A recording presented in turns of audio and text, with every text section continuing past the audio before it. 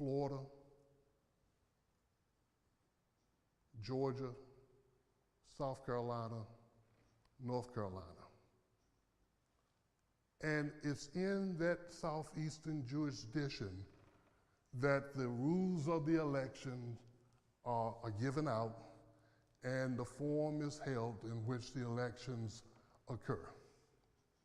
Okay? So that's that piece.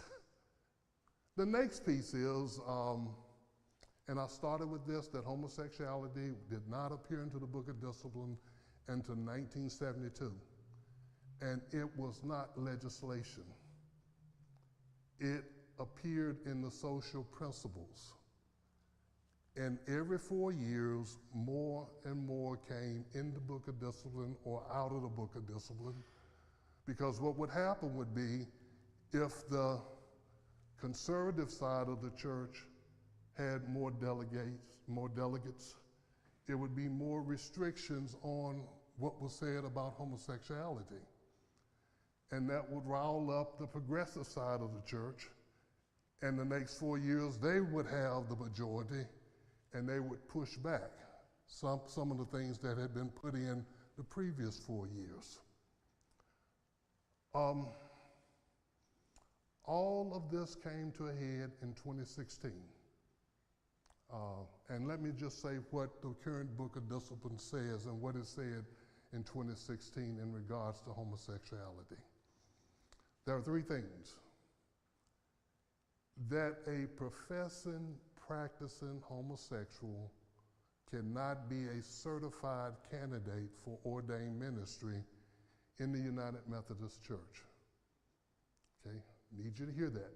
Professing, practicing homosexual cannot be a certified candidate for ordained ministry in the United Methodist Church. United Methodist Church pastors cannot perform same-sex marriages. United Methodist pastors cannot perform same-sex marriages. And the third one, same-sex marriages cannot occur in United Methodist churches. Same-sex marriages cannot occur in United Methodist churches. Those are the three pieces of legislation that almost split the United Methodist Church in 2016 in Portland, Oregon at the Joan Conference. And so Joan Conference, once a bishop has been elected a bishop, he or she does not have a vote at Joan Conference. Bishops preside over Joan Conference and they preach at Joan Conference. Joan Conference begins every morning with worship, and one of the bishops is the preacher. On this particular morning, we worshiped, and after worship, it was already on Facebook that the United Methodist Church was going to split. Portland's 4 hours behind, so on the East Coast, you all were already talking about it. And so as we gathered in Portland, that was what we heard, that the United Methodist Church was going to split on that particular Thursday over homosexuality. And after worship, the bishops, they sit on a podium in the convention center. And so the president of the bishops addressed Joan Conference and asked all the bishops who were active to go sit with their delegations, and to pray. And for about an hour, Joan Conference was in prayer. And a motion was made after that. And that motion came to be known as the way forward, that a diverse group of leaders in the United Methodist Church would be appointed. They would be bishops, they would be lay people, they would be clergy people. Diverse theological understandings in regards to homosexuality. And they would come up with a way forward that the United Methodist Church could go. Our current bishop, Bishop Ken Carter, was appointed as the leader of this way forward. He was also elected the president of the Council of Bishops during that time. And so the way forward, they met. And you may remember in 2017, 2018, that different things were coming from the delegation in regards to the way forward. I remember that there were meetings held throughout the annual conference and reports were given, and there were three particular ways that the United Methodist Church could go. There was the one church plan, and the one church plan was that each congregation would decide for itself the type of ministry that it would offer to homosexual persons. There was the one conference plan. And the one conference plan was that each annual conference would decide how it would offer ministry to homosexual persons. And then the final one was the traditional plan, and the traditional plan was the plan that was already in place, that had those three restrictions. And as I talk about ministry to homosexual persons, let me get the acronyms right. And that's why I got my phone. That is people who are LGBTQIA+. It includes all of them under the umbrella of homosexuals. So it was also said in Portland that there would be a call Joan conference that would deal only with the issue of homosexuality, and that homosexual issues that came before 2016 that dealt with homosexuality would not be dealt with. And that was how Portland was able to finish its work. And so 2019, there was a special call conference that was held in St. Louis, Missouri. It was in February of 2019, and the issue was homosexuality. It was decided that the one conference plan would not be discussed, but it would be the one church plan. A delegate for Joan Conference also has to serve on a legislative committee.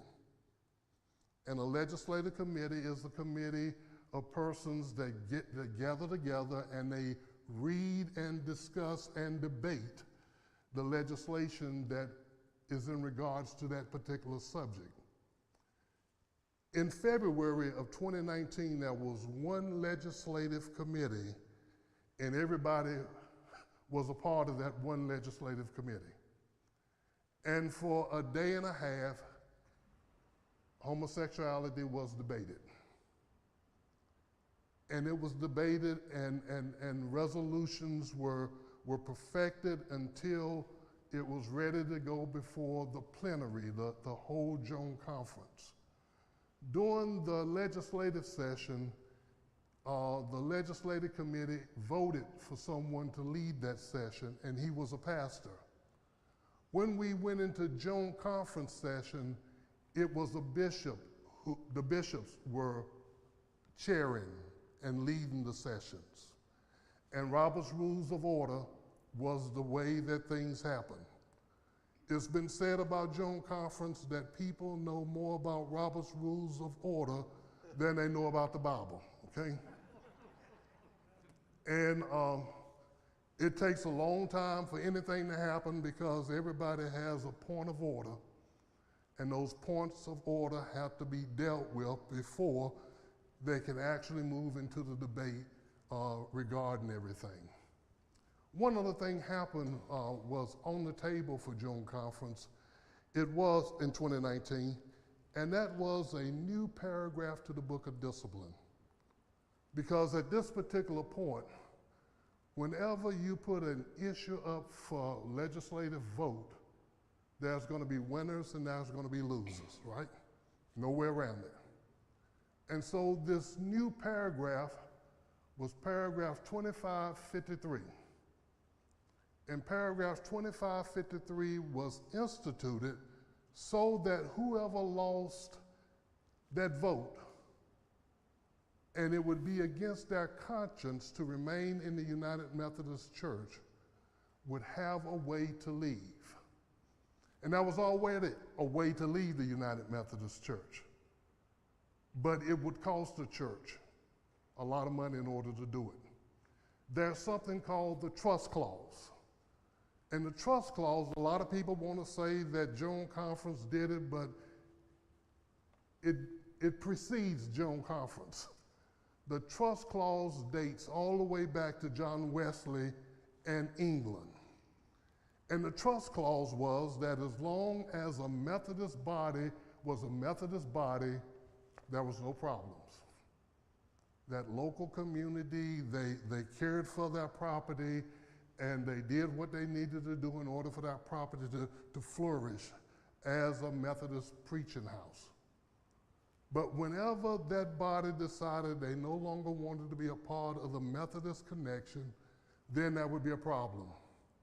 Because that property was held in trust by the annual conference. And negotiations needed to happen between that local body and the conference trustees in order for them to release the trust clause. That was already in the Book of Discipline in 2019. But it was decided that those churches that could not remain United Methodist because of the vote regarding homosexuality could leave the United Methodist Church, and they could leave the United Methodist Church by paying 2 years of apportionments and the unfunded pension liability. The unfunded pension liability. Prior to 1982, pastors' pensions were not fully funded. And that was throughout the United Methodist Church in the United States. In 1982, a new pension plan was put in place, and that new pension plan fully funded the pensions of the pastors. So to talk about unfunded pension liability is that pension, those pensions that happened prior to 1982. Let me also say in Western North Carolina, where when Bishop, the late Bishop L. Scott Allen was the bishop, that in Western North Carolina there was a capital campaign to pay that unfunded pension liability for Western North Carolina. But we are a connectional church, and there were other annual conferences that did not do that.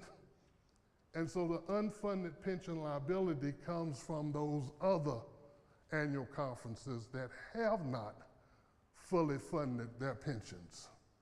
And so for those churches that wishes to disaffiliate, they have to pay the unfunded pension, and they have to pay 2 years of apportionments. So the vote happens, and the vote turns out that it is the traditional plan. And the traditional plan are those three things: that a certified candidate for ordained ministry cannot be a practicing, professing homosexual, that homosexual marriages cannot be performed by United Methodist pastors, and homosexual marriages cannot occur in United Methodist Church buildings. Any questions so far? On the trust for the buildings and everything, what I read that Wesley set that up so there was a place for people to come and nobody could take it from them so they could worship back in the very beginning. That ain't now, you know, I mean, why are we still under the trust? Because General Conference hasn't done anything to remove it. Okay. Because General Conference would be the only body who could do something to remove the trust. But you're exactly right. It would be so that and I hate to pick on my Baptist friends, but I'm gonna do it, okay? At a Baptist church, that could, you know, you could go to a Baptist church this morning and it could be a Baptist church. That could be a meeting call, and at that end of that meeting, if that body decides they no longer want to be a Baptist church, that could happen if they have enough votes in order to do it. And so the trust clause was to prevent that. That if it's a Methodist preaching station, that it would be guaranteed to be a Methodist preaching station as long as there were people that wanted to be Methodist. Okay? But yeah, you're right. Yes, sir.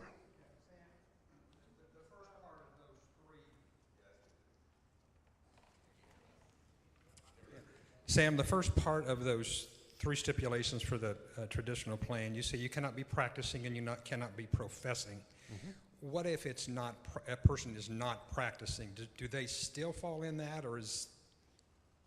If they are not practicing, if they're not professing, they can be a certified candidate. Yes, and that's what a whole lot of people don't get. That yeah, there are homosexuals who are serving in the United Methodist Church and have been since the very beginning and during this time, but the difference is they were not practicing, they were not professing.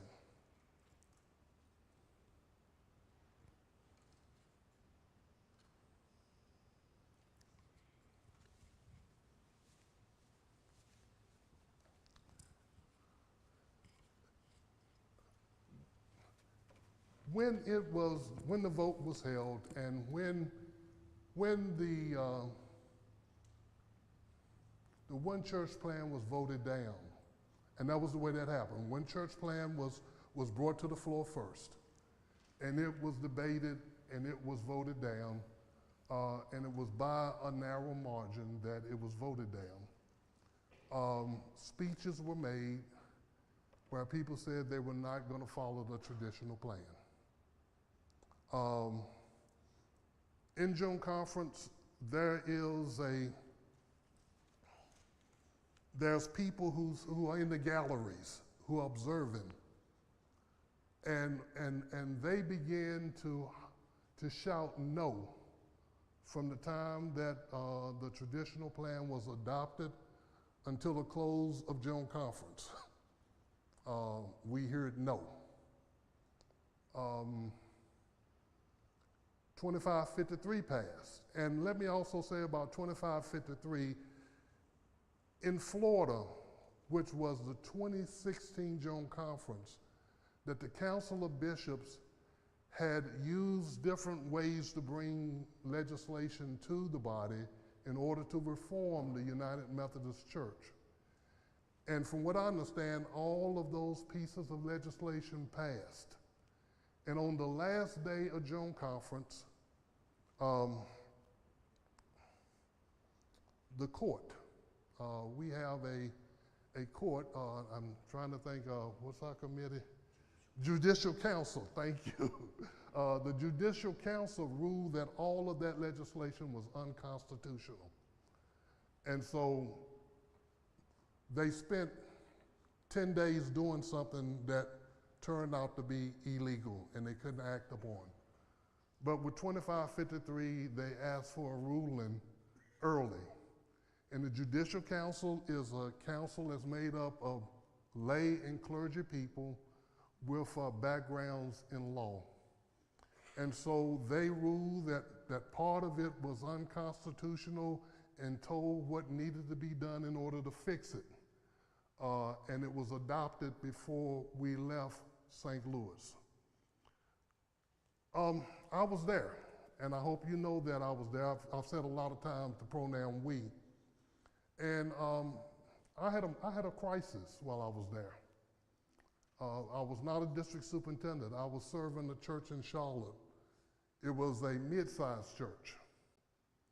And that mid-sized church was a diverse church made up of progressives as well as conservatives as well as moderates.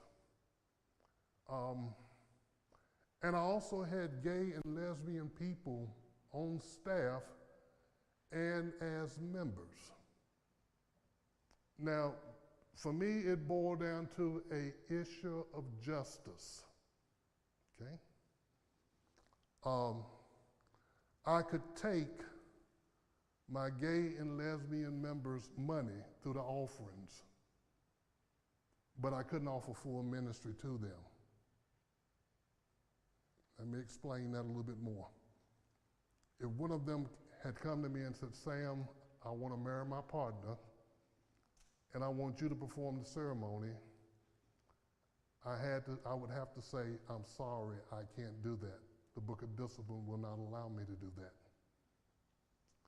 If one had come and said, Sam, I want to marry my partner, and I want to marry my partner in the sanctuary or the Family Life Center, and some of them, their ancestors had been founding members of the church, the trustees and I would have to say, I'm sorry, we can't allow that to happen.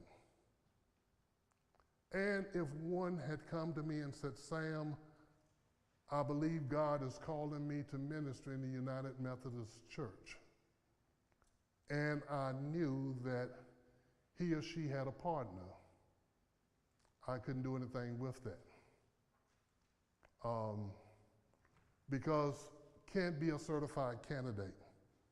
And a certified candidate, that happens way in the middle of the process. Because the first thing somebody says is, God's calling me to ministry. And when someone says that as a pastor, you give them the book, The Christian as a Minister, and you go through that book, and that book talks about ordained ministry in the United Methodist Church. And then you take that person to meet the district superintendent, and the district superintendent talks to them about their call and asks them to articulate their call and to write down their call. And then the district superintendent registered them with the Board of Ministry in Nashville, but also with the ministerial services in Huntersville.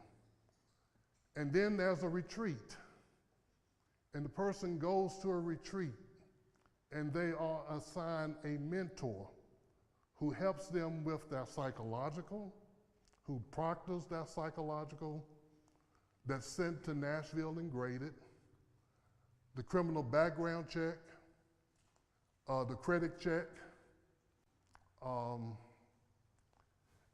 and helps them navigate all of those things so that they can get ready to become a certified candidate. And then they are sent back to the local church, and they meet with the staff parish, and they share their call with the staff parish, and the staff parish then becomes the body that says, yes, they can move forward or they can't move forward. And if they move forward, then there is a charge conference. And the charge conference has the vote on them to become a candidate for ordained ministry. And it has to be a written ballot. And in the written ballot, yes and no. And what I normally do, if I'm a pastor or as a district superintendent, I ask the secretary of the charge conference to count the votes. And if the majority and there has to be a 2/3 majority, if the 2/3 majority is there and there are no votes, I ask the charge conference secretary to take out any no votes. And I give the candidate those pieces of paper that says yes. And I make this speech to them. There are going to be days in your ministry where you're going to ask yourself, why in the world am I doing this? And on those days, I want you to take these pieces of paper that says yes. And I want you to remember you're doing it, number one, because God called you to do it. Number two, you're doing it because the members of your home church who know you best could see God's call upon you, and they voted for you to become a candidate for ordained ministry. They're still not a certified candidate. They only have one other thing to do. And that one thing to do is to come before the district committee on ordained ministry, and they have to write papers before they come. And they have to be interviewed by lay and clergy that's a part of a discernment team. And then it's the district committee on ordained ministry who votes for them to become a certified candidate for ordained ministry. And as a certified candidate, then they have the opportunity to receive scholarship money from the Ministerial Education Fund that will help pay for their seminary education. Now, that's when they become a certified candidate. And I hope that you are hearing me when I say, for me, it was I could take somebody's money, but I couldn't offer them full ministry because the Book of Discipline would not allow me to. And so that was my crisis. And that was what I was dealing with. And also, there are churches that have that same type of understanding, that they want to be able to offer full ministry to all of their members. There are pastors who have lost their credentials because they disobeyed the Book of Discipline and they performed the same-sex marriage. And when they performed the same-sex marriage, somebody told on them. And when somebody told on them, the district superintendent had to investigate. And the first time they did it, something happened. And they did not lose their credentials. Whenever a pastor gets in trouble, something happens and you don't know anything about it. Just like those who work on a secular job, as other employees get in trouble on their jobs, it's a personnel matter and you don't know about it. It's the same way in the church. The way that we deal with charges is that we work for a just resolution. And the bishop is the one who leads in that process. A just resolution is that the person who brings the charges and the person to whom the charges have been brought, they meet. And they come together and decide what is an appropriate action to go forward from that. And when they agree upon appropriate action, it's written up and the file is put in the bishop's office and it's confidential. Only the bishop and the district superintendents know about it, and the executive committee on the Board of Ordained Ministry. Now we know clergy have lost their credentials over performing same-sex marriages because some clergy said, I want to be a martyr. I don't want to be a part of a just resolution. I want a church trial. And a church trial is a public trial. And it's in that particular way that we know that some pastors have lost their credentials because they have performed a same-sex marriage. Okay? I'm going to say one more piece, and then I'm going to take another break, okay? No, I'm going to stop. Are there any questions right now? Yes, sir. I might be aggressive a little bit, but you made a statement that you could practice and profess and still serve. Is No. it not misunderstood? You misunderstood. You cannot practice and profess. Cannot practice and profess. It's about practice and professing homosexual. Someone can be a celibate homosexual. And also, let me also say this. We don't ask. When a candidate comes, if Dan was to bring a member of this church to my office as a candidate for ordained ministry, I'm not going to ask about their sexual orientation. I'm not going to ask if somebody is a heterosexual. I'm not going to ask if they're a homosexual. Yes, ma'am.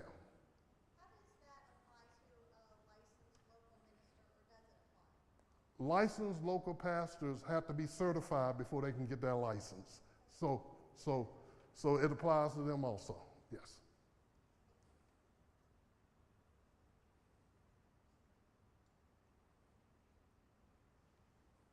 Dr. Moore, Chris spoke at the earlier question about the trust. We couldn't hear back here, so if Jane Marie might be in, let's clarify that trust question. We don't know what was asked.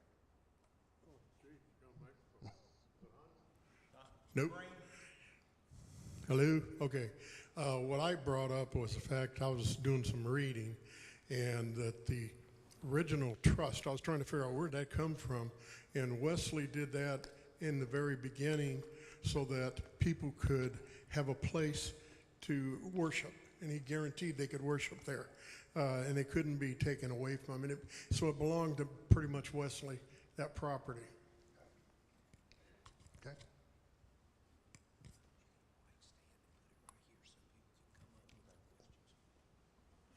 Go ahead, I'll get a mic stand. Okay. Okay. So let's talk about what happened after the 2019 Joan Conference. Number one, delegates were elected to go to the 2020 Joan Conference. And those delegates were more on the moderate and progressive side than had ever been before. You need to know that. And that happened throughout the United States. Number two, what happened was that one of the bishops from Africa saw how divided the United Methodist Church was as a result of 2019. And he did not see how the United Methodist Church could continue. And so he began to meet with bishops, lay people, and clergy that had diverse theological understandings, especially around homosexuality. And they began to think about how the church could split. And they came up with something called the Protocol for Separation. Ken Feiberg, you know him, but you don't know you know him. You know of his work. He is a Jewish attorney, and he helped negotiate the Gulf Coast Spill settlement. He also helped negotiate the 9/11 settlement. He donated his time and his talent to this group of United Methodist leaders. And they came up with something called the Protocol for Separation. And the Protocol for Separation understood that the United Methodist Church was going to split, and the assets of the United Methodist Church needed to be divided. 2553 is an attempt to keep some of the assets in place. The Protocol for Separation was an understanding that just like a divorce, the assets were to be divided. And the continuing United Methodist Church was going to get so much money. Any denomination that came out of the United Methodist Church was going to get so much money. And entities within the United Methodist Church were going to get so much money so that special funding could happen towards it. Now, one thing had to happen in order for this to occur. It had to go before Joan Conference. And Joan Conference was scheduled for April and May of 2020 in Minneapolis, Minnesota. And so just remember what happened in April of 2020, COVID-19.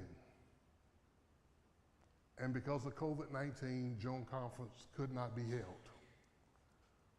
There was a talk and there was a move in order for Joan Conference to happen in Minneapolis, Minnesota in August of 2022. But remember, delegates from Joan Conference have to come from all over the world. And during COVID, travel restrictions were put in place. And some of the delegates were not able to get their their travel documents in order to come to the United States. There were some who said, well, how come we can't have a virtual Joan Conference? Remember I said that people at Joan Conference know more about Robert's Rules of Order than they do some of them the Bible? You can't debate in a virtual platform, so that would not work. So Joan Conference, and also, remember I said bishops have a mandatory retirement, right? There were bishops who were scheduled to retire in August of 2020, But because Joan Conference could not meet, and Joan Conference, where the bishops were not elected in Joan Conference, Joan Conference told each jurisdiction how many bishops they could elect. And so bishops could not be elected. And so bishops had to continue to work. Our bishop, Bishop Paul Leland, worked an additional 2 years until something was figured out how those bishops could retire. And what happened was jurisdictional conference was called in November of 22. It was held at Lake Junelasca. 3 bishops were elected, and I think 4 bishops retired. And so that's what happened after 2019, okay? That brings us up to the point where I need to tell you the next Joan Conference will be held beginning April 23rd, 2024 through May 4th, 2024, and it will be held in Charlotte, North Carolina. The delegates that were elected in 2019 will be the delegates that will be seated in 2024. And the majority of the legislation that was to come before the 2020 Joan Conference will come before the 24 Joan Conference in Charlotte. You can drive down to Charlotte and go to the convention center, and you can sit in the galleries and you can observe Joan Conference. I would advise you to do that. I think every United Methodist needs to experience Joan Conference. If you don't want to drive, you can go online. You can go to umc.org, and it will be live streamed on the United Methodist Church website. And I think you need to see how Joan Conference operates. Okay? Any questions before I bring the last part of this to us?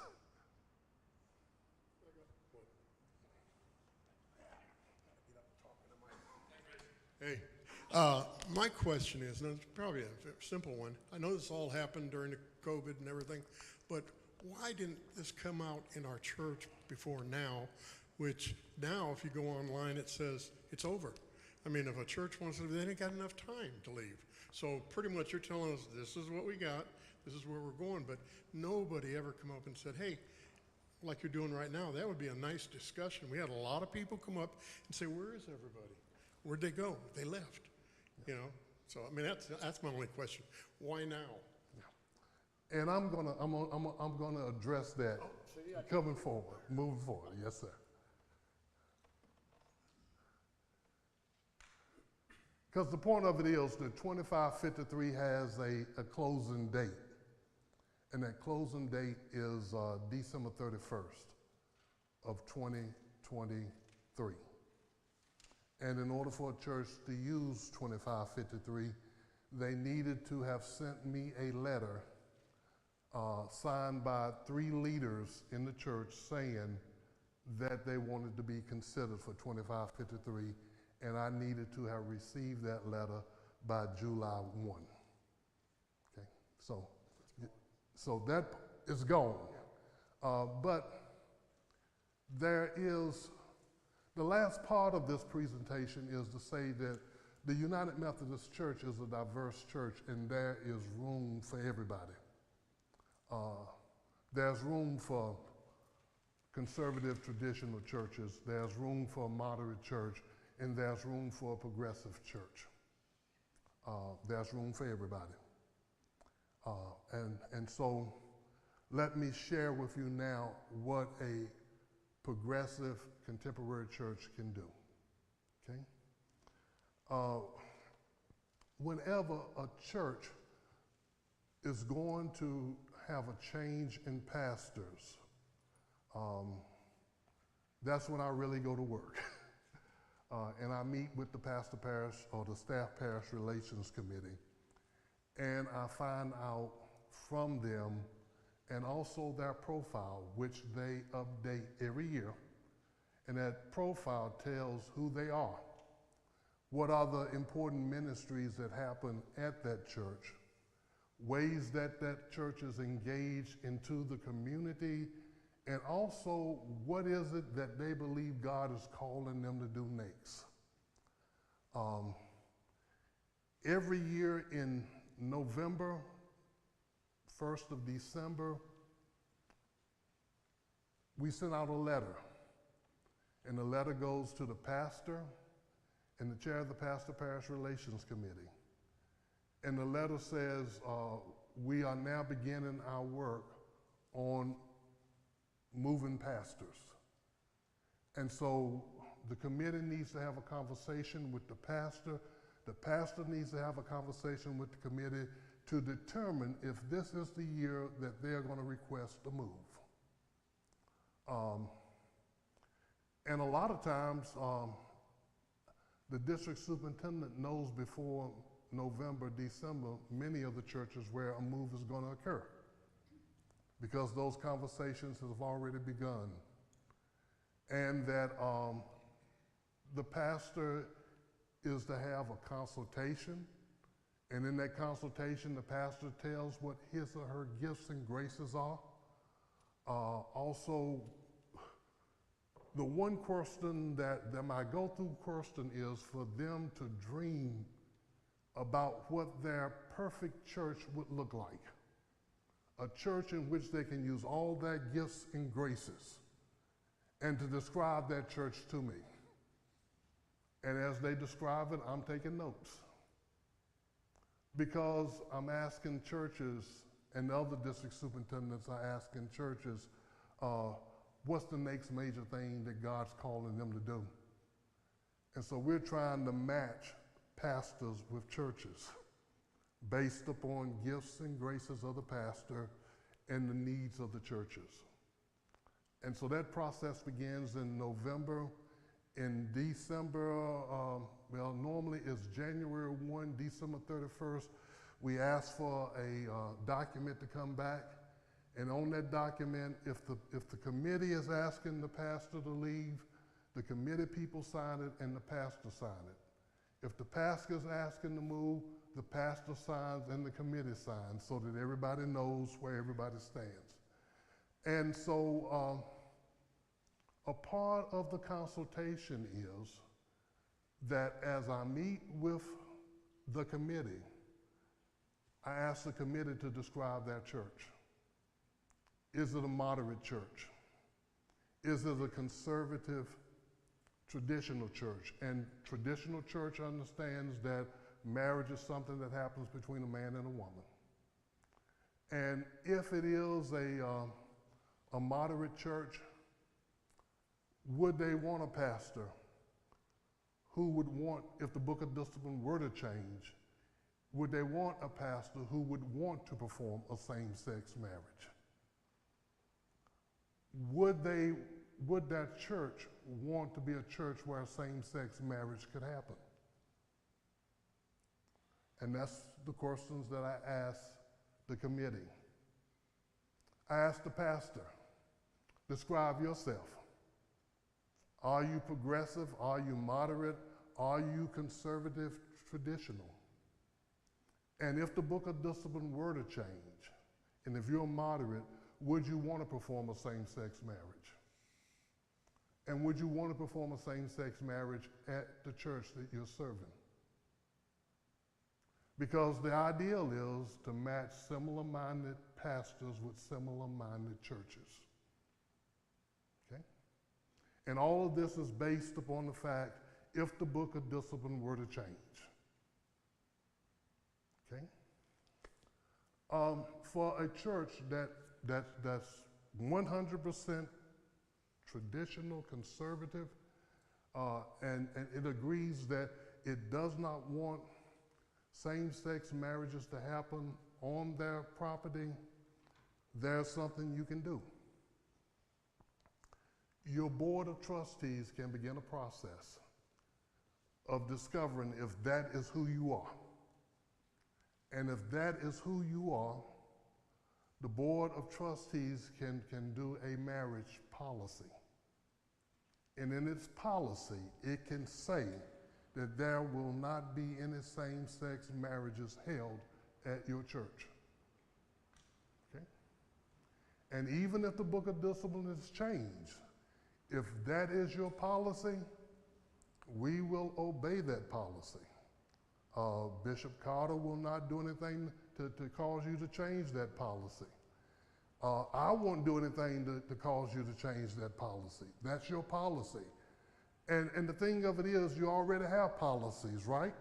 You have a policy on who can use the church and if they have to pay to use the church. And so it would just be a matter of amending your policy and adding that particular thing to it based upon the actions of your administrative council, if that would be what you would decide to do.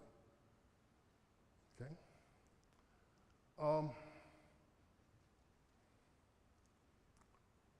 Right now,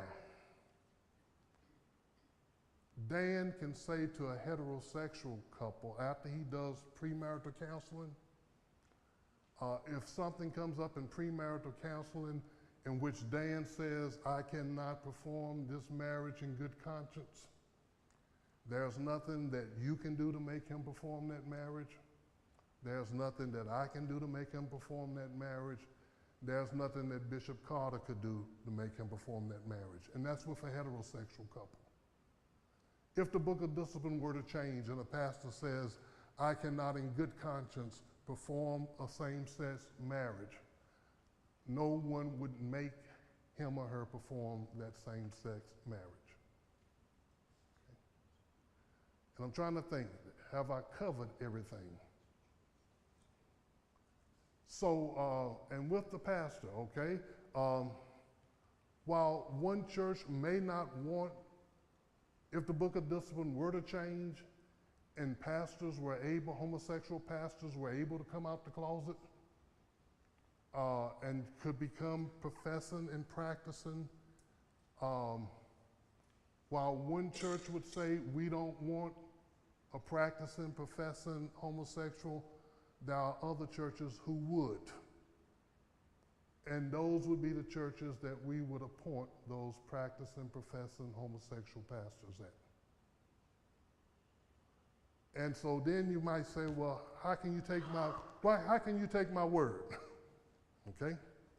Well, my daddy, if there's one lesson he taught me, it was that my word is my word. And I remember 16 years old, that lecture.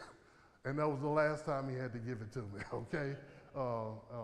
Where my word is my word. But also, the other piece of it is, we are not going to intentionally mismatch pastors, because when it goes south, who has to work with it?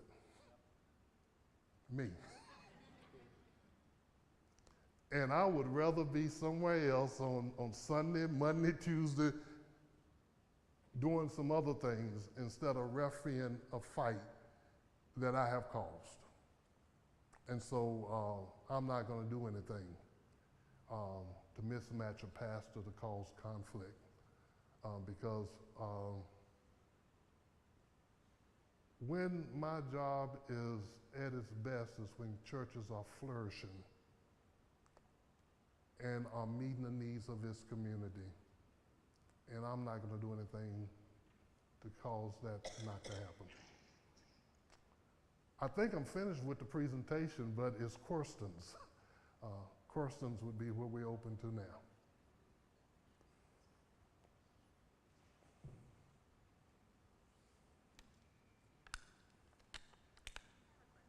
Yes, ma'am. Just curious about when they're making the decision about whether to change the policy, is it being looked at just from a social standpoint, a legal standpoint, or a religious? Religious standpoint. It's a religious standpoint more so than social and legal, because there are people, when I say that your policy is your policy, the next question they ask is, well, how come we can't be sued? If we discriminate against a same-sex couple, can't we be sued? And the answer is, well, people will sue you, will try to sue you for anything, right? But the forefathers of this country came up with something, the doctrine of a separation of church and state. And it should be that the state does not get involved in the business of the church. And so it's different from baking a cake or decorating or offering any other service, because those suits were filed based upon the Civil Rights Acts of 1965, I think it was. And with those Civil Rights Acts, it was said that if any business received services in which the highways had to be used, then they had to serve everybody. And that's what applies to the bakers who would not bake the wedding cake, and the wedding planners who would not plan the wedding for the homosexual couple. But the church, we shouldn't be getting sued. And we shouldn't be getting sued by those churches that don't like the way 2553 and they want to leave using another paragraph that applies only to the AMEs, AME Zions, and the CME churches. But they did sue, and so it's still held up in court. I have a question. Yes, sir. I heard this question asked, was theologically, how does the Methodist, Get up here. was my idea, wasn't it? Put the microphone. Okay. The question that was put, and I heard this was put to the lay leader. How does the Methodist Church theologically justify same-sex relationships according to biblical terms and biblical standards? How have we gotten to that point? Okay.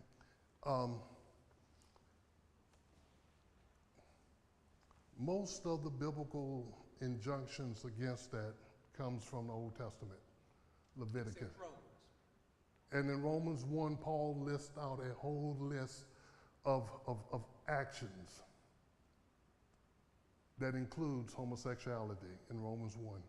And in Romans 2, he turns around and said the same people who would judge anyone over these actions are just as guilty as those who perform those actions. That's Paul's statement in chapter 2. And so, but I go back to, most of it is Leviticus. And if we follow it from Leviticus, we shouldn't be eating pork. The only seafood we ought to eat is that has scales or fins. Most of us would be abominations because we have mixed threads in our clothes. Those of you who have gardens, you have broken that because you have planted different seeds in your garden. And Leviticus says you don't do that. Let's see, when a woman is on her cycle, you're not to have any contact with her. Any contact. You're not even supposed to sit where she's set. So, and to push it just a little bit further, for me, it's about who do I follow? And Jesus had nothing to say about homosexuality. And Matthew 5, the Sermon on the Mount, Matthew 5 through 8, that's where I get most of my convictions from, okay? Because I'm not living up to it. Judge not, and you shall not be judged.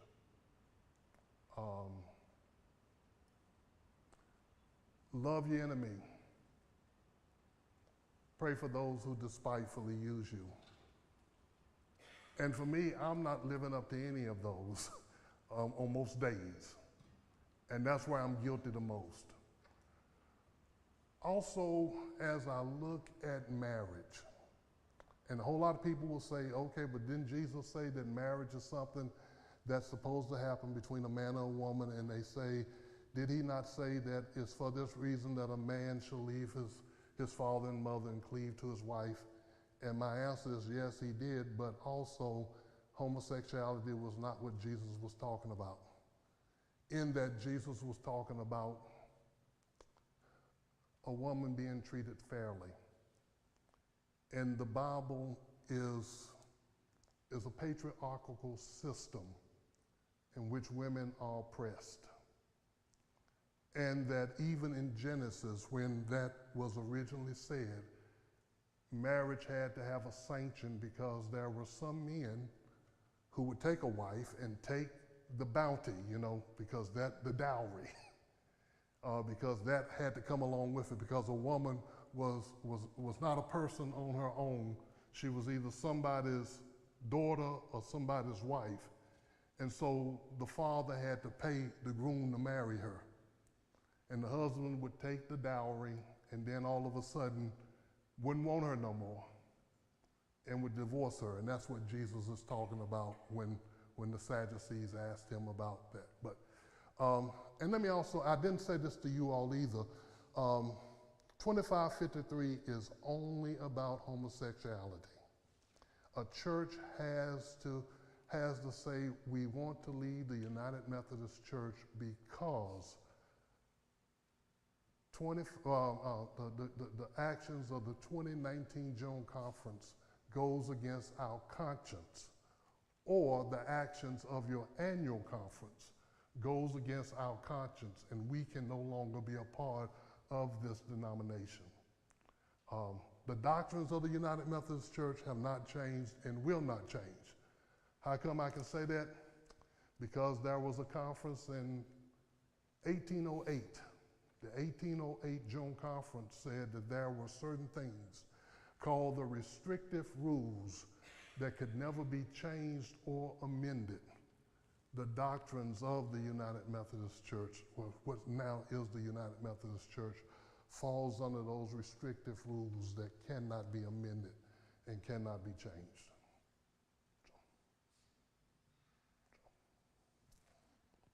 Yes, sir. Well, Only because it's my idea. I'm old. We've talked about everything except finances. When we make changes, are there certain finances that have penalties or movement of money? And okay, and with 2553, the finances that are that it would incur would be 2 years of apportionments and the unfunded pension liability. And the unfunded pension liability is a number that comes from WestPath, which is the Board of Pension, that's assigned to every church on what your unfunded pension liability would be. And it's tied to the stock market. And so historically, 2 times a year, it changes. We have not gotten the updated numbers. And so that's with 2553. Now, when we change pastors, Pastor Parrish is ready to talk to me about how much they're going to pay the next pastor. And they give me that because they have talked to the finance committee, and I'm able to find a pastor based upon that number that they have given me. So yes, we talk about money, and we don't make decisions without bringing in the financial piece. Did I answer it? That was people. What I'm talking about is assets for the church. Okay. If that changes, the book you're talking about, does it cover what you're going to have to pay to do something? Yes, sir. Yeah. And when you pay the 2 years of apportionments and the unfunded pension liability, you get the deed to the church. The church gets its deed. It's no longer under the United Methodist Church, and that's the last thing that happens. You pay the money, and when you pay the money, the conference chancellor gives you a new deed. And you also have to say what the church is going to become. For example, if you're going to be Sedge Garden Methodist Church or Sedge Garden a non-denominational church, Sedge Garden Community Church, you have to tell me what you're going to be so that that can happen in the legal documents. And so you take all your assets with you. Can you time pay it? No, sir. No, sir. A question of follow-up. I don't know, you made it. A follow-up on the question is, what were you saying about you had until July? So that would be moot, what you just told us, wouldn't it? So that really couldn't even happen. Yes, yes. Yes. Okay, Yeah, it's over, that's it's what over. I thought. It's over. It's over. Okay, so- And so what you need to do is you wait to Joan Conference, and you see what Joan Conference does. And what Joan Conference does, that causes you to do some actions. If you determine that you are a traditional conservative church, then you change your wedding policy. And your wedding policy would be that you would not want a pastor who would perform a same-sex marriage. You would not want a same-sex marriage to occur on your church property, and we would respect that. So that's the option that a church has, is they can decide what they can't pull out like everybody's supposedly doing, but they can change to what they want to be. Yes, sir. Okay, Yes, that makes sense. Yes, sir. Mm-hmm. That I get. Yeah. Yes, sir. And that's even if you don't have the change to make the one church policy, what he's talking about there. Because he was talking about the one church policy, which was voted down earlier. Yeah, it was voted down, but it's back. It is back, and what's back is that Joan Conference may vote to take language out of the Book of Discipline. And that language that it would remove would be that it would just remove that United Methodist pastors cannot perform same-sex marriage. So you have to wait and see what happens with Joan Conference. And if that language is removed, then you put in your policies, things of that nature. And I will just say to you that as I was meeting with churches talking about disaffiliation, there was a church in the Yadkin Valley District that said, we had that in our policies a long time ago, that they would not allow a same-sex marriage to occur on their property. And so they were already covered. And so, yes, sir. Is the global church anything other than a name? It is a denomination of churches that have left the United Methodist Church, and they have said that they are not going to change their policies regarding same-sex marriages. That they still say that that a practicing homosexual cannot be a certified candidate in their denomination, and they are founded upon those three rules. And forgive me for not saying that has changed. What happened was on May 1st of 2022, the Global Methodist Church launched. And with some of the disaffiliating churches, they have joined the Global Methodist Church. There are other United Methodist churches that have disaffiliated, and they are independent congregations. They're not a part of the Global, they're not a part of the United Methodist. They are doing their own thing. And their own thing means that they find their own pastor and they do their own thing. Yes, sir. If you take the assets, do you also take the liabilities? Yes, sir. Mm-hmm. Do y'all understand what I'm talking about? Some churches have a huge mortgage. And those mortgages go with them. If they leave the United Methodist Church, their mortgage, their bills, and also they have to have $1 million of insurance for 3 years. And the reason they have to have it is that whenever a church is sued, not only is the local church sued, but they come after the district, they come after the annual conference, and they come after the denomination. And most of the time there's a 3-year limit to it.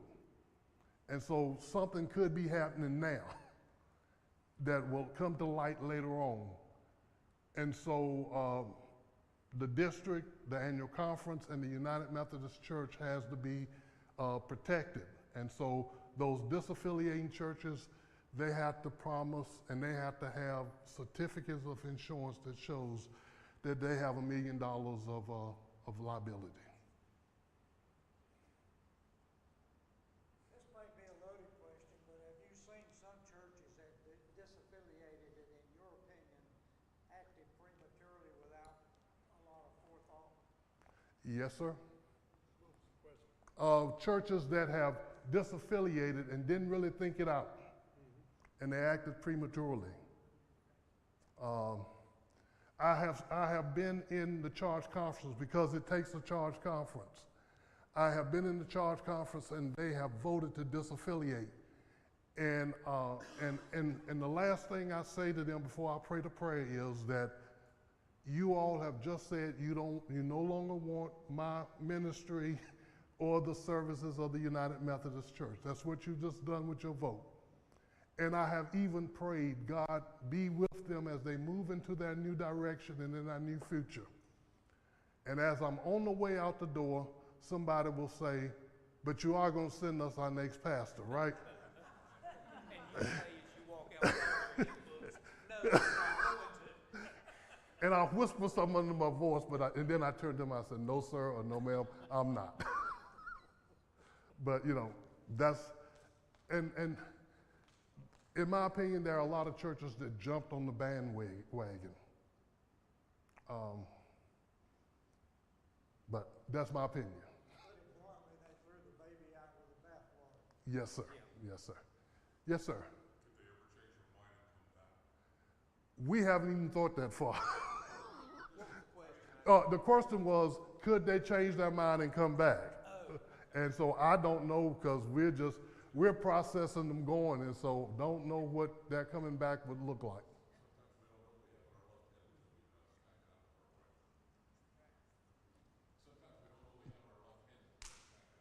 Yes, sir. Yes, sir. Yeah.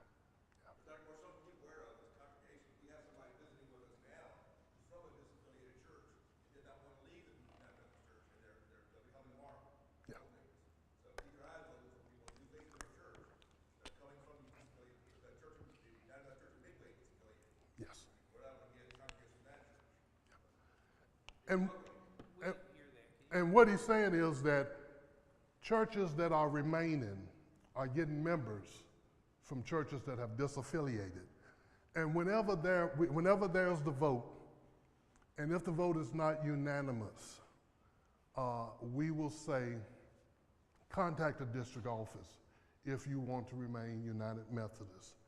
And we will guide you to a safe place where you will not have to hear conversations about disaffiliation again. And some of those churches are lighthouse churches. And lighthouse churches are United Methodist churches that have had the conversation and said, we're not going to disaffiliate. And we're going to offer, if the book of discipline changes, we want to be able to offer ministry to everybody. And so we're going to welcome everybody. And that this is a safe place for somebody to come and worship.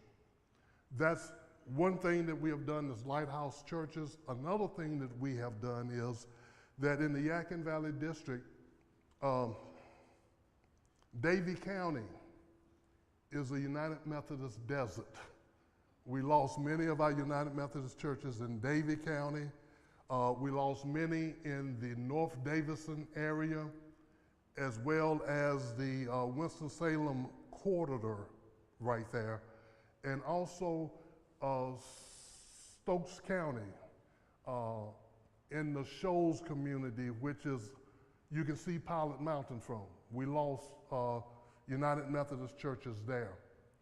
We have community pastors that have been appointed to those three areas. And those community pastors, their jobs are multifaceted. Number one, to gather those persons who want to be United Methodist, but their churches have disaffiliated. Number two, if those churches have left because of homosexuality, then they haven't offered very many ministries to people who are homosexuals. And so to offer ministry to people that have been missed by the ministries of those churches, and also just to find the people who need to hear that Jesus loves them. And so that's what we're doing in those areas where we have lost the United Methodist presence. Yeah. We have deserts. And so How about Sandy Ridge and Delta? Stokes County. they are in the lawsuit. They sued me. They sued me. There are some churches, and when I say they sued me, they really sued the conference. They sued the conference, but it felt kind of funny coming from annual conference last year, and we had a Zoom, and Bishop Carter said, okay, you all are being sued just like I am. So, but yeah. But they're in the lawsuit, and negotiations are happening because they're not going to win that lawsuit because of separation of church and state. And also, there is a paragraph that's 2550, and 2550 happened 1940s, and community redevelopment was happening, and that's a nice way of saying white flight was happening, that Anglos were leaving areas, moving to the suburbs, as other ethnicities moved into the cities. And so these Methodist buildings were there. And the paragraph says that those properties could be deeded over to a Pan-African denomination. And a Pan-African denomination are the AMEs, AME Zions, and the CMEs. And that's one of the paragraphs that some of the churches have sued, wanting to leave on that paragraph versus 2553. Yes, sir. So let me just clarify a few things. As Ron said, that we missed, if we, say for instance, we wanted to become part of the global church, we missed that window. Yes, sir. So it's too late. Yes, for now. So this is a question for you because you weren't here. I didn't hear about this date until just within the last couple of months. Not blaming anybody. And I'm going to say this. I've been part of the Methodist Church all my life. I believe you should love your neighbor no matter what their sexual orientation is. I also, have my, I guess, interpretation of the Bible. I'll just say I'm a traditionalist. For some reason, everybody's been afraid to say what we are recently, but I'm a traditionalist. And I feel now that my beliefs are being controlled by a majority because all the people who are very traditional have left and gone to the global church. So, I'm worried, where is this church going to come from? What direction is this church going, and how will it still serve me? And I believe everybody's a sinner. I mean, homosexuals have the same right to be in this church as I do. Because I'm as big a sinner as anybody. I'll be the first to tell you. But I also feel that just because a certain person wants to do a certain thing doesn't make it right. I mean, if an arsonist wanted to come in here, we wouldn't give them a gallon of gasoline to carry with them. I don't feel that we should encourage that type of behavior. And so I guess my question is, what's the future for me in this church? Because our options to leave are gone. And we didn't know about it. And know your options to leave are not gone. Your option to leave using 2553 may be gone. But there are other ways to leave. There are other ways to leave. That's the only way financially we could probably do that. And there is other conservative traditional churches that have not gone global. There are, as a matter of fact, it's only about 10%, 15% of the churches have disaffiliated so far. And the majority of the churches disaffiliated prior to the July 2nd deadline. They happened, the majority of the churches disaffiliated where they used the May annual conference in order to do it. There have been churches that have disaffiliated in 2019, 2020, 2021, as well as 2022.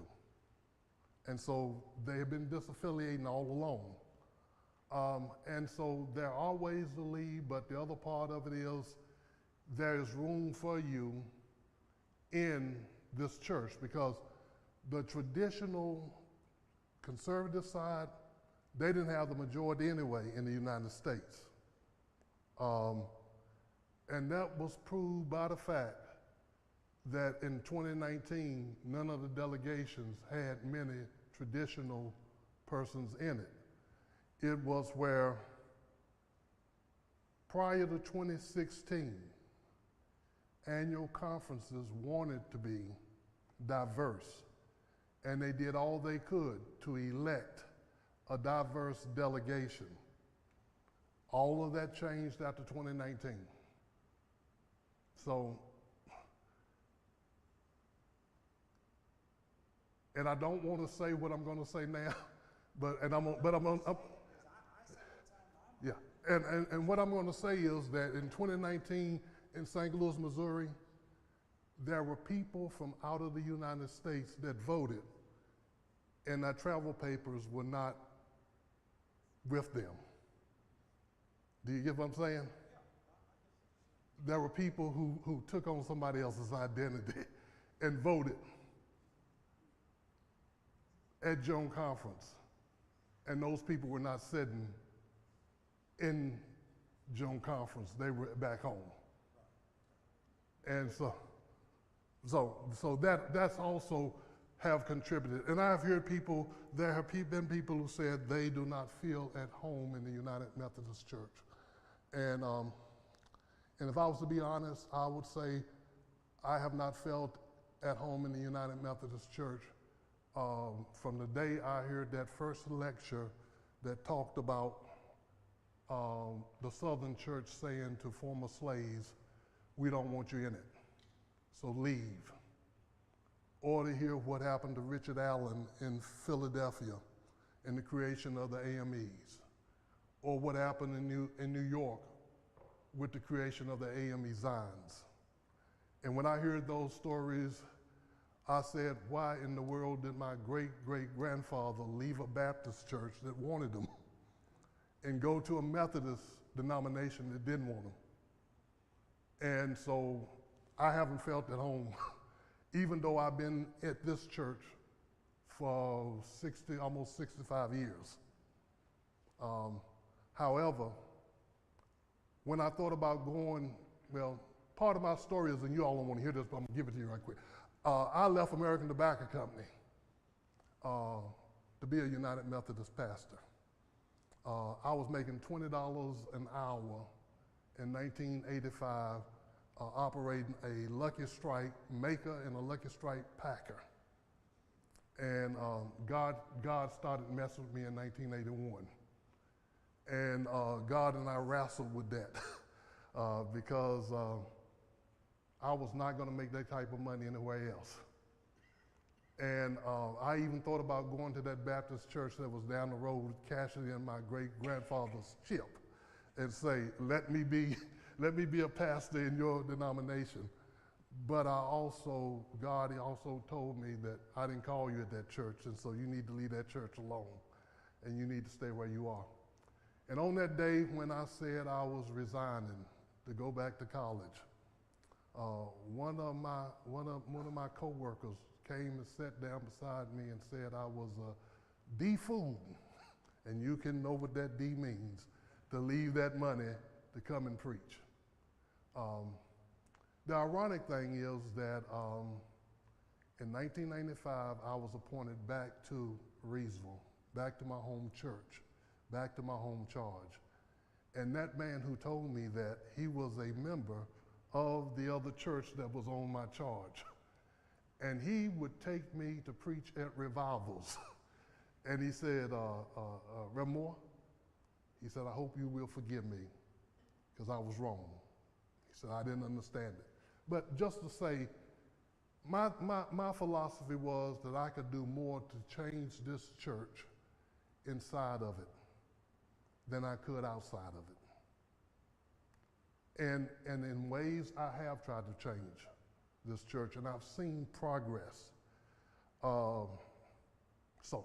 But the other piece to this is that we don't know what Joan Conference is going to do. Joan Conference may say that that language remains in the Book of Discipline. Joan Conference may say that even though 2553 is over, another way for churches to leave could occur. But in the meantime, we have given a way so that diverse churches could be a part of the United Methodist Church. And if someone is not ready for a practicing gay, lesbian pastor, they don't have to have one. May I put words in your mouth? James, may I put words in your mouth? Good answer. Not that I've ever done that to anybody before. I think what Jamie is saying is before it was too late, before he found out there were options to leave the denomination. I think what he's also saying is if we make a Methodist church where Church A will have, we are fine with gay bishops, we're fine with lesbian preachers, we're fine with all that. Church B says, absolutely not, we don't want that. But under the blanket of Methodism, if he says he's a Methodist, well, you're that denomination that allows this, which goes against his moral character. And I think that is where some of the problem, this is where I think a lot of the questions are coming in. Okay, of course, you don't have to take this. We're not going to make you take a gay preacher or a same-sex marriage in your parsonage. But you being a Methodist, you're under that blanket. So who's to say that, well, we don't have any other preachers. You're going to get a gay preacher or you're not going to get one. Am I getting close to what you're saying? Yes. Okay. Yes. So that's where you're going. And I believe your word, Dr. Moore. If you tell me you're going to do something, you're going to do something. 'Cause that's the way my dad raised me. And, you know, eventually you're going to move on. You're going to retire. And we don't know who's going to replace you. And also, I know I came from a very small Methodist church. And a lot of times it came down to, okay, there's one minister left and there's one church left. So we're going together. Yeah. At what point do we run out of traditionalists? If they're moving on, at what point do we say, we don't have a traditional minister. You're going to have to take this one. That's okay, and I will. Thank you, Ron. Okay. And You were giving me the eye because you just wanted me to sit down. No. Anytime. You're welcome to come to the mic, James.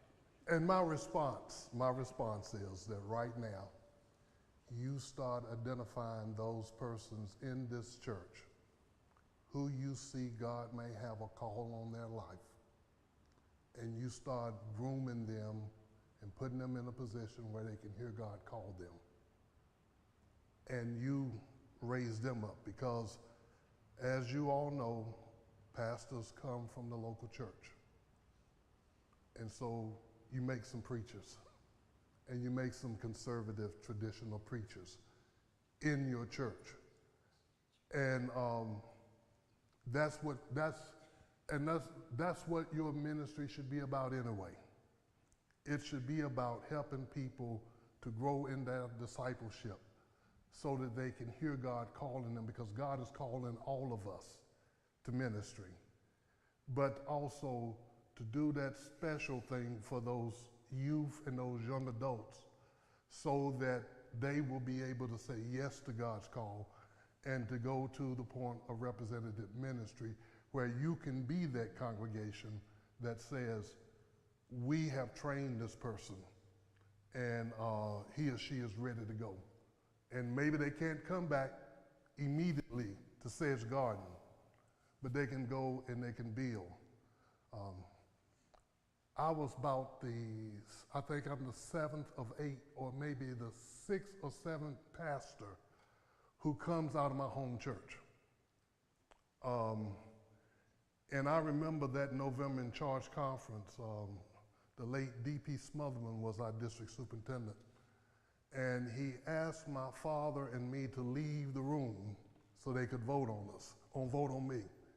And he said, you don't have to worry about it. He said, vote as if you would one day want him to be your pastor. But don't worry about it, because he never will. And so my father and I stepped out of the door, and when I came back, he said, it's unanimous. Both churches have voted so that you can be a candidate. And back then, they didn't give us the paper, so I don't have that. But also, in 1995, I was allowed to go back to my home church. And so it was on June 26th that I packed up the U-Haul, and my son and my nephew and my sister helped me clean out the parsonage, and we loaded up everything, and we went to Reedsville. June 26th, and then on August 26th, my father died of prostate cancer. And so, but I was where I needed to be. I needed to be there so that I could help with my father during the last days of his life. But also I had a special needs sister who was unable to walk and talk. And I needed to be there so I could help with her. And finally, I had a mother who was on dialysis. And she was on dialysis 3 days a week. And so I needed to be in Reedsville so I could be near my family. And so from 95 to 2001, I served as the pastor of my home church. I buried my father, I buried my mother, and everybody in that church and the other church that I buried had some type of connection in my life. And so it was the hardest appointment that I served. And so it was time to leave in 2001. But I'm able to look back, and as you said, a few more years, and it's going to be somebody else's headache.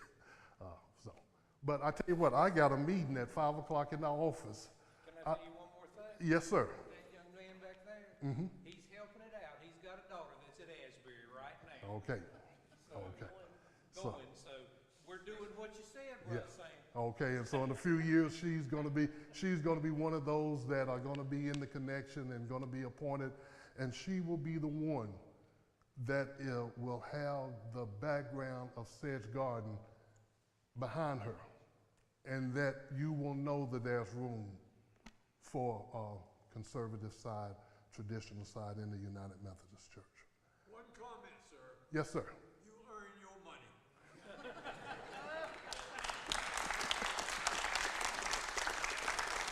Thank you, thank you, thank you, thank you. And let me, in closing, let me say thank you. It's been tough. It's been tough at Sedge Garden. But thank you for being here.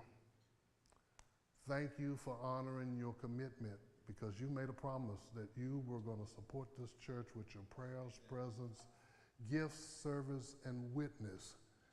And you are living into that promise and in that commitment. So thank you for that. Thank you for welcoming my classmate. Dan might not want to tell you all that we were at Duke Divinity together and we graduated together. And so for welcoming my classmate and making room for him, and also doing those things that he's asking you to do. Because there is still a lot of ministry that needs to happen at Sedge Garden United Methodist Church, and there's a lot of ministry that needs to happen in this community and in the world. And so Dan is leading you all into that. And we look forward to see what God has in store for you in the next chapter of your life. Dan, I prayed to get us started. I'm going to let you pray to end us, okay?